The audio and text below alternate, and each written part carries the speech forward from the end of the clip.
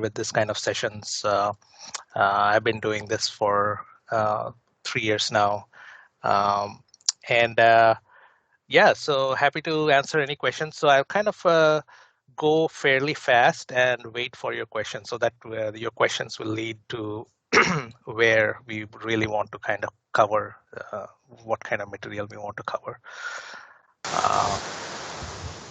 With that, let me give you a brief overview of DataBricks UI. And so this is can you guys see my screen? Yeah, we are able to. Okay, let me actually re-log in. Looks like there's some error.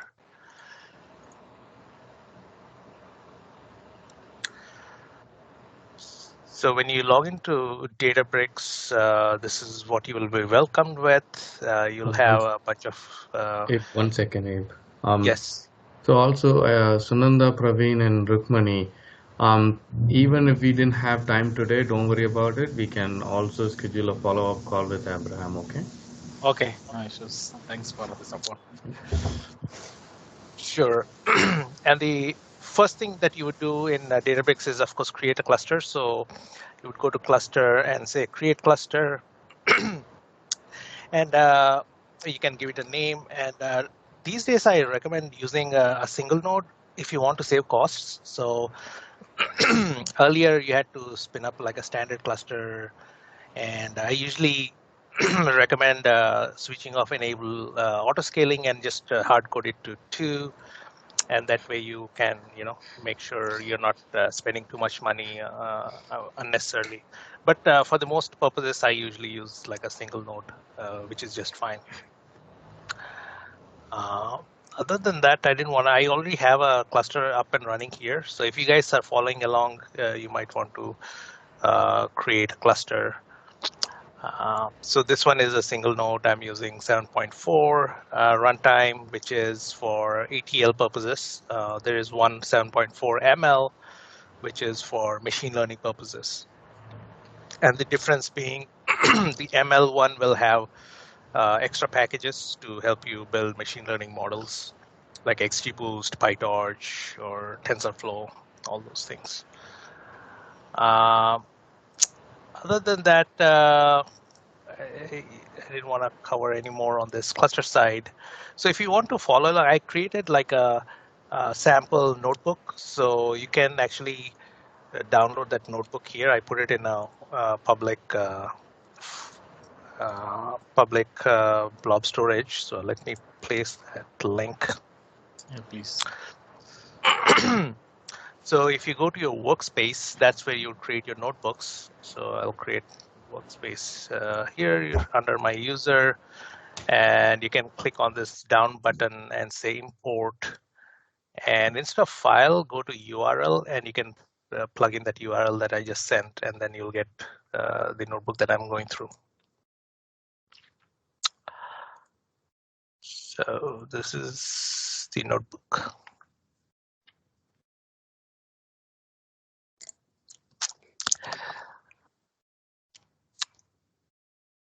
All right, so in the notebook interface, if you have used Jupyter notebooks, it's very similar to that, but with extra bells and whistles. You can write this kind of pretty text. It's a little bit different than Jupyter.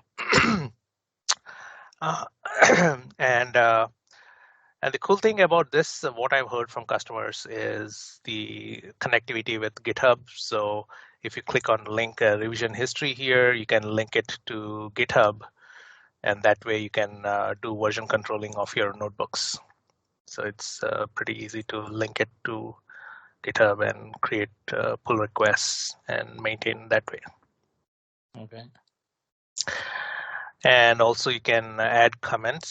So these are all the different cells, and you can actually, if you have the code, you can actually do a comment here, and that way you kind of have a review of the code by multiple developers.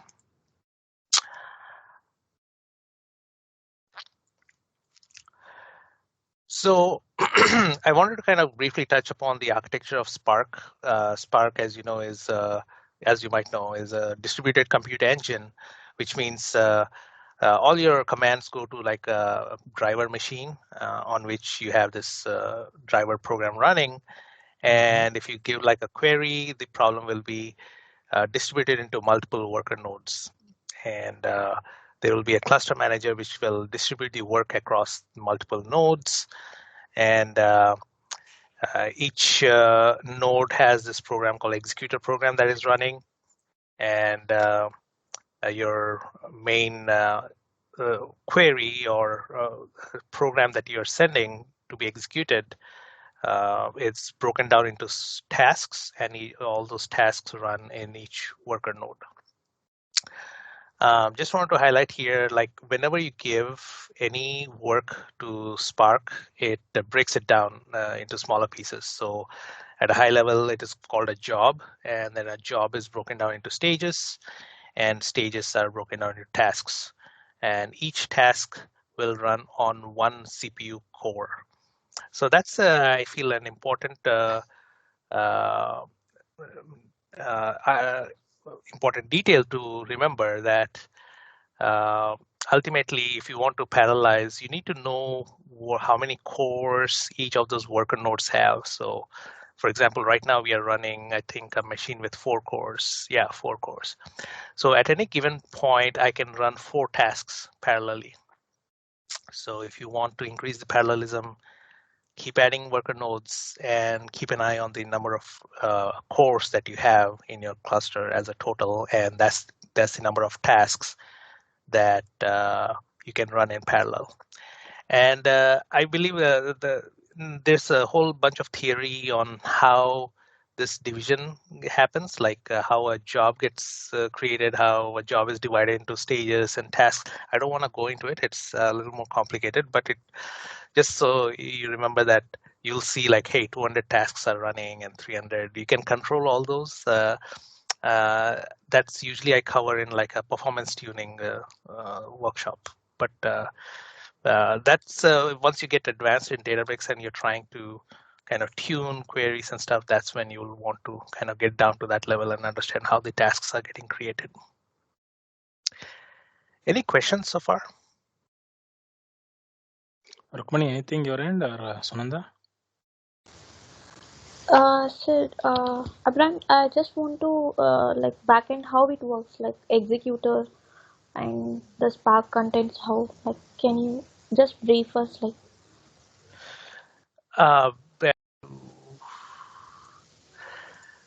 I had a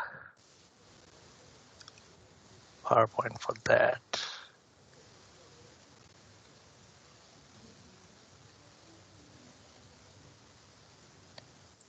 All right, so let me bring this up.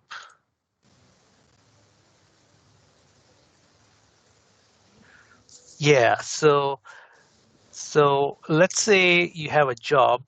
This is an example of, let's say, a gaming solution you have, and let's say multiple players are playing this game and their scores are being stored as JSON files on Azure Blob Storage. So multiple JSON files constantly coming in, and multiple small cluster.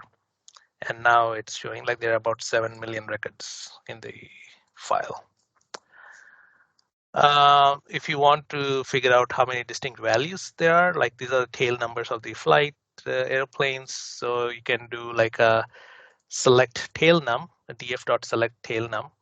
And if you can keep adding, you can chain commands. Like for example, you can do dot and click tab. It'll tell you what else you can do on this after select. So all these functions you can execute.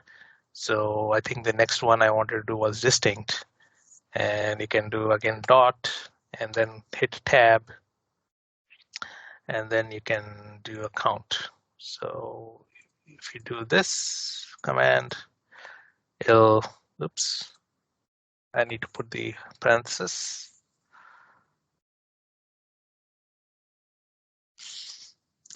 It'll tell you the number of distinct airplanes used in the year 2008. So there we go. So about 5,300. All right, so this is as much Python, I feel, key. So this is important. So if you go to blob storage, you will have this shared access signature, and you can go and say, there are a few transformations you can do. I mean, usually I do this all in SQL, but I just wanted to give you a feel of how it is to create new columns in Python. So if you want to add a new column called cost of goods, then you would take that data frame, say with column, give it the column name, and then do this math. So I just wanted to kind of do simple math, gross sales minus profit. So that's the result. We'll go under this column. And whenever you're doing these transformations, you need to bring in these two, I would say these two imports, SQL types and SQL files. And as you can see, the files are not that big. It's like 12 plus 12 plus 12. It's like, 36 KB? Yeah, the file itself was like, I think, some MBs. So it has really compressed it really well. So, and that's the advantage, you get a good compression to like 10x, 20x compression. All right, so once the file is, data is stored, you can also create something we call like a metadata table, in the sense, like some table in Spark area, which you can use to kind of query the data. So I'm creating a table, sales underscore delta, using delta format and location. This is where the table files are located. So once I've done that, so I can query this data. And when I query the data here, the data is actually coming from this part, not memory. So these Parquet files are being read here. Sorry to interrupt, Abraham. Can you just explain like what is delta? Actually, we are not aware of much on delta. Okay. Are you aware of Parquet? Yes, Okay. Parquet form. Yes. So this is, I would say, Parquet plus plus. So what's happening is delta format is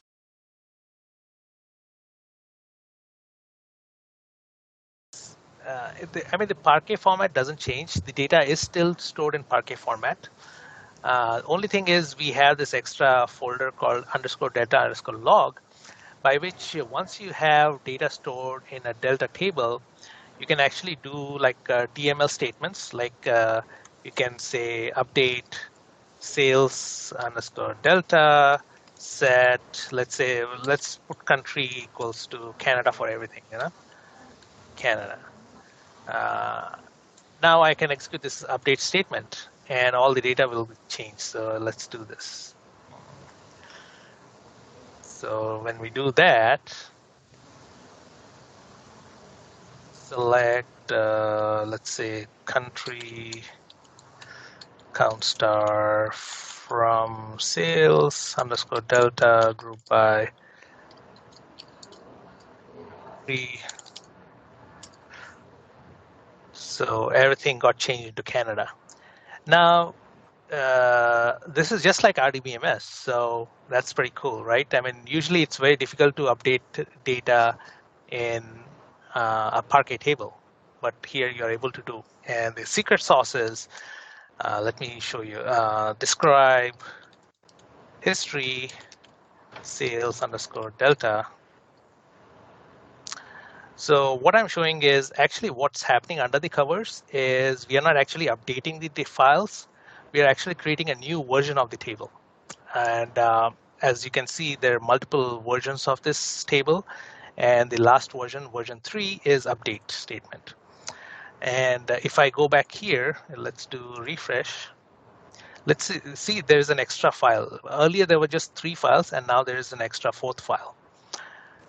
So what it did was it tried to figure out what are the changes, and based on those changes, it will write new files rather than updating existing files. The existing files stay that way, but new files are created. And now multiple people can update and delete, and you can also what we call time travel.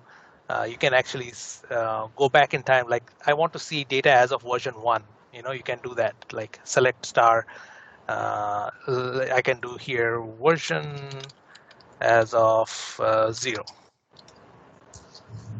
So when I first created the table, there were a bunch of countries, right? So all those countries were there. So then I updated, and then we lost. Everything became Canada. So this way, you can actually go back in time and see how data look like. So that is the extra advantage you're getting out of Delta is DML statements and time travel, I would say. And there are a few other things I don't want to go into, but at a high level, that is the advantage you get with Delta. Does that make sense? Yes. So I have a question here, Abraham. So whenever we do the manipulation on our data, like you have created a table on this Spark data frame, so it is going to store in blob storage, right? So as a part. So whatever we are like doing manipulation, select columns. No, not until you persist it. So all the way up until this data frame, this create, nothing is going back into the blob storage. Okay. So finally, when I did this write command, write, that's when it's going back to the blob Yes, yes. storage. Yeah. Okay. Yeah, after the write I'm saying. So just after the write, it is storing in the blob storage, right? All the Yes. files. So that will not take any memory management. So what is the use of like it is going and taking the memory, using the memory of blob storage? Yeah, once you write, that means you're done with all your processing of the data. That's when you write it. And also you're persisting it for future use. Like this cluster will go down, after you're done, but you want to go back to the data. That's why you're persisting it.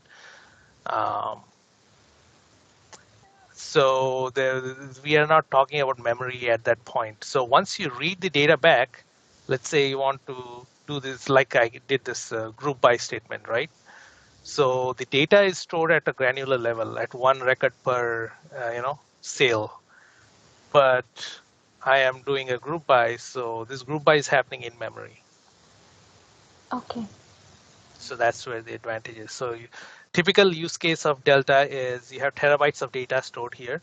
You have thousands of files here, and you want to quickly query, and that's where, we go down into partitioning. Like this table I didn't partition, but you can partition it, and there's something called Z order, which is a little bit complicated in the sense we sort the data just to make the queries faster, So, cool, good question. And finally, I wanted to show how to write to a SQL database. So if you have a SQL database and you want to write to it, you kind of set up your connectivity information. I actually wanted to kind of hide my details, hide my passwords. So I included this run statement. There's another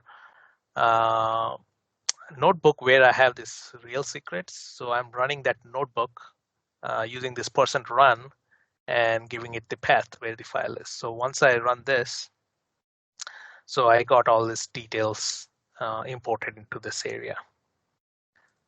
So that's a cool feature where if you want to modularize your code, you can kind of distribute your code, across different notebooks. And there's another way actually you can use Key Vault, Azure Key Vault, to store your secrets as well. I didn't want to go into that, but you can leverage that as well. And that's it. So once you have the connectivity set up, you can use cleandf.write.jdbc and give it the URL, give it the table name, override connection properties, and it'll go and override the table. So this is a great way to kind of stage data from your Databricks environment into your SQL environment. And then you can have a stored procedure executed to kind of pick up the data from that stage table and push it into your final table. Kind of similar concept for Azure Synapse Analytics. Set up the connectivity. Only one extra thing for Synapse Analytics is you need to give you a staging location. So there is something called Polybase. So we use Polybase to upload data into Synapse Analytics. So you need to actually stage data into storage location. So that's what I'm giving extra. And connectivity details. And then kind of similar to what we call, I would say, writing to SQL, except that, yeah, you're giving this extra details about, passing the temp directory where the data will be temporarily staged and loaded into Synapse Analytics. So that's what I'm doing. Okay, so I need to do this, I guess. Let's see. Probably I'm missing some detail here. Sorry, Abraham, what is Synapse Analytics? Why, like, where we have to use that Synapse Analytics?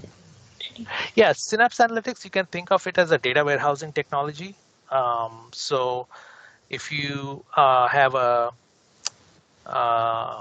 data warehouse, so that's actually our data warehousing technology in Azure, Synapse Analytics. So if you're in the context of using Databricks to load a data warehouse, that's when you will load into Synapse Analytics. Looks like I can't, let's see, what is it complaining about? Containers. So yeah, I don't want to go into details, but any other questions that I can cover? We have like 7 minutes left, so. Abraham, Delta format can be used only for the Parquet files. That's correct. Okay, and I have not regarding this. I have another query. Like, if there's one in a container, we are placing a file,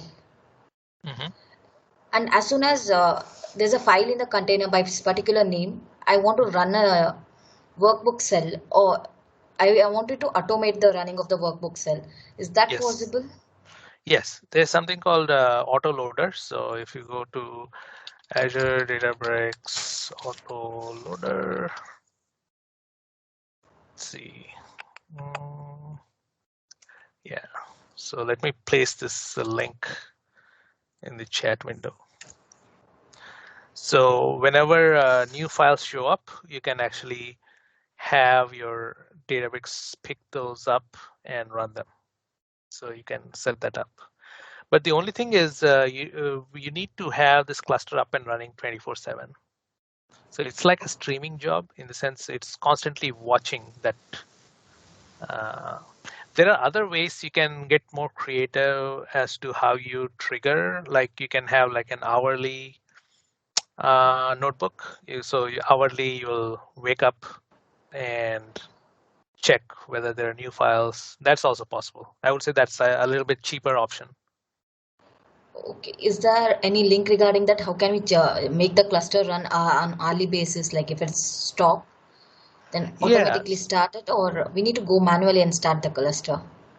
No. You can have something called jobs. So you can create a job, let's say hourly job, and select the notebook that will run that hourly basis, and select the kind of cluster you will spin up, and then give it a schedule. Like you can say every 1 hour, every hour, and give it a time. And actually, for today, I actually had a cluster starter, because I wanted this cluster to be up and running when I start the session. So I actually have a job that starts the cluster at certain time of the day. So yeah, you can do a lot of automation. I think Sunanda, when we do this, we'll use the data factory to orchestrate that. That has much more management capability, so we can automate it through Databricks. Okay, I was just checking for the first page because we are reading it from Excel at this page, right? So I was thinking for that now. Yeah, I mean, we can schedule that as the jobs here then. Yeah, Data Factories, I would say, has way more features for scheduling. This one is very rudimentary scheduler, like cron scheduler, so not much dependencies you can create. Okay. Yeah, I think, I'll show you. It's super easy to schedule it in Data Factory. Just add one activity and that's about it.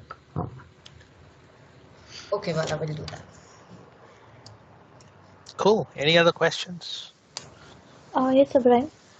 Regarding reading of Excel file, can you go to that network notebook, open by Excel? Mhm.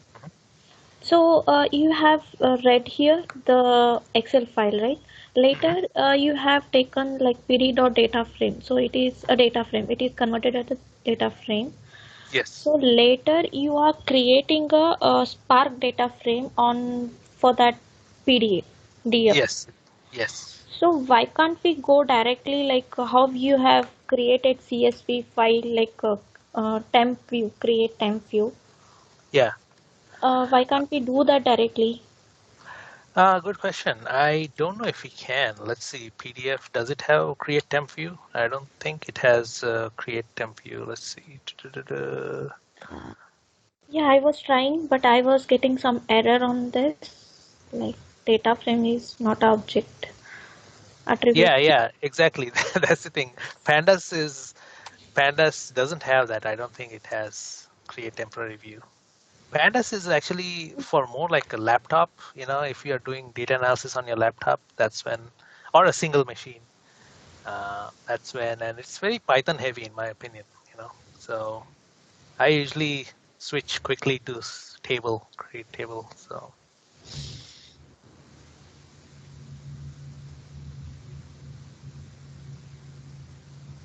and it also you kind of you can write it into Delta Lake, and all these different options are there with Spark Data Frame. Okay. Yeah, I would whenever you certain things you cannot do without pandas. So especially Excel, because Excel is more like I would say a laptop thing. You human interface friendly. But in real life, we don't use Excels to kind of process data. So it's usually CSV, and then you don't need to go through this issue. You can directly create into Spark Data Frame. Yes, like we were facing a lot of problems with the reading Excel file. So Bala has given like OpenPy Excel, so we are able to now. Yeah, it's I've never come across people using Excel in production, like in data processing. So it's usually it's always CSV or text or Parquet.